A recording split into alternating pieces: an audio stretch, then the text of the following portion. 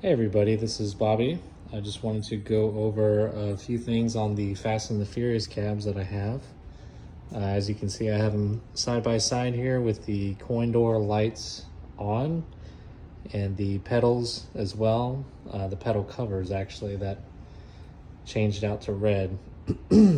So basically, I have these linked up directly to my router, which is right over there. I have a couple other things hooked up to it as well, but I wanted to make sure that these were hooked up. You don't have to hook them up through your router. It's just a little faster, I think, than trying to hook them up through Wi-Fi. But you can do them wirelessly if you need to, and I think you can hook up to 4 of these cabs. But I just wanted to go over a couple things on these cabinets. As you can see here, we have the 1, 2, and 3 buttons that you use to navigate through the system. You also have your live button and your music button, which is kind of hidden behind the steering wheel here. Then over here you got this little hidden button. This is actually your start button and also your M2O. And then you have your little 4-way shifter, your on and off button, which is not the standard on and off, it just pushes. And then you have your volume button, which the volume button is also a push one, but it has a different looking thing than the other Arcade1ups in my opinion. But both of these came out pretty good.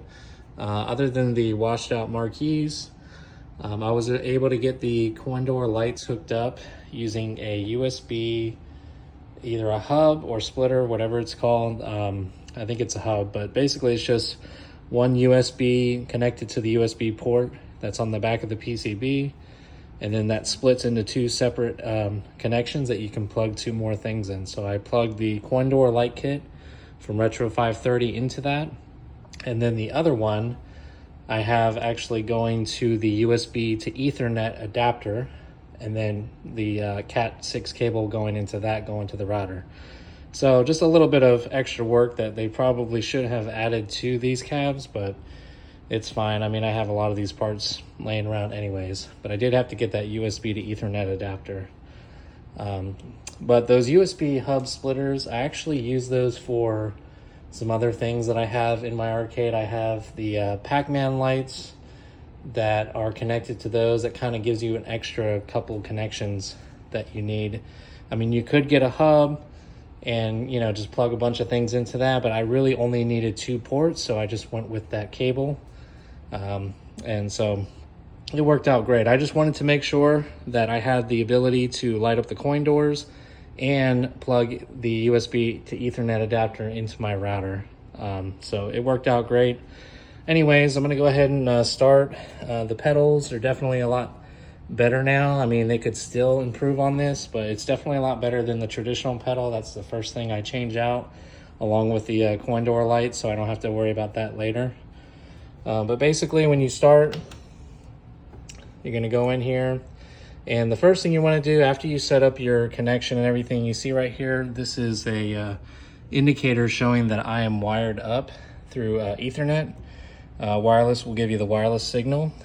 And the first thing you wanna do, if it's the first time setting up, obviously, you turn it on, log into your email and all that stuff through Arcade1up, you know, through the app, whatever it is.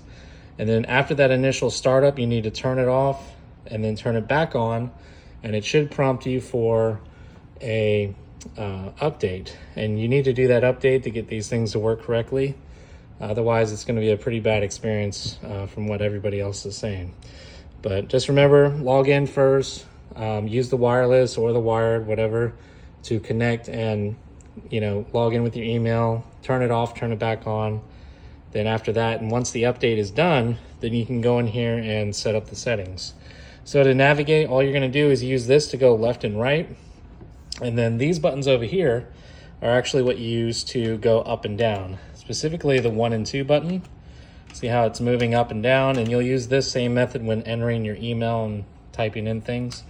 But what you wanna do first is go to the first game, go over to this little gear, and then hit the little start button. And this is gonna get you set up here. Obviously, I set my machine ID to 1. Difficulty, you can set it to whatever you want. I just put it on 1 for the kids when they're coming over to make it easier for them. But it's still a pretty good challenging game. no matter what difficulty you put it on. But you can change that to whatever. The attract audio, I actually enabled that. I think it's disabled by default. And then I just left everything else the same. But make sure when you go in here and you go to select this, you're actually going to go hit start.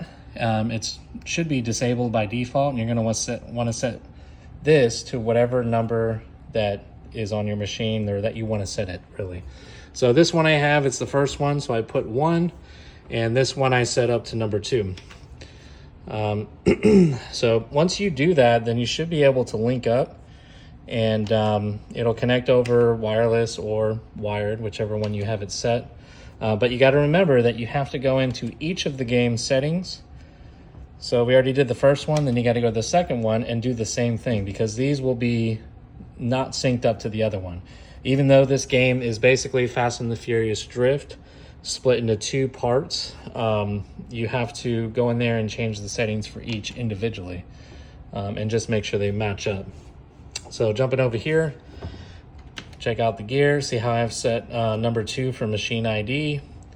And it says that you can link 4 cabinets, even though in these machine IDs they go up to 8. So maybe you can get 2 sets of, people racing at each other at the same time. I'm not sure, but I don't know. Maybe you can do 8, but the box and everything else online said 4. So I think I'm just going to stick to the 2 right now, because 2 works for me.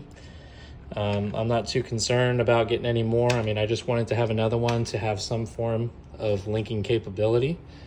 But that's pretty much it. That's all I wanted to cover, just to kind of give an overview on how these things are going. And also remember, when you're building, that you want to put that cable that goes behind these pedals. You're going to go underneath the cabinet. I think the Ridge Racer and the Outrun have a little cutout that you go there. This one is actually going to go straight underneath your cabinet. And it's kind of weird, but it goes out of the back, which I can't really see now, but it goes out from under the back and back into the cabinet, which is kind of weird. But the Ethernet cable, that will actually go through the main hole that's on the top of the cab in the back. The white cord actually has its own little port that it can go through, and then the charging port has its own all the way on the bottom. But yeah, other than that, I'll just go ahead and do a quick let me just access the game real fast. I don't have anybody here to kind of do a side-by-side comparison, so I'm going to kind of do what I can. Get the volumes turned up a little bit. Let's start. See how it's saying linked game starting on the second one? So the first person's going to do this. When I set this up the first time, it looked like I was able to select it for both, but once I started the game, it definitely picked up perfectly. So we'll just do automatic for now.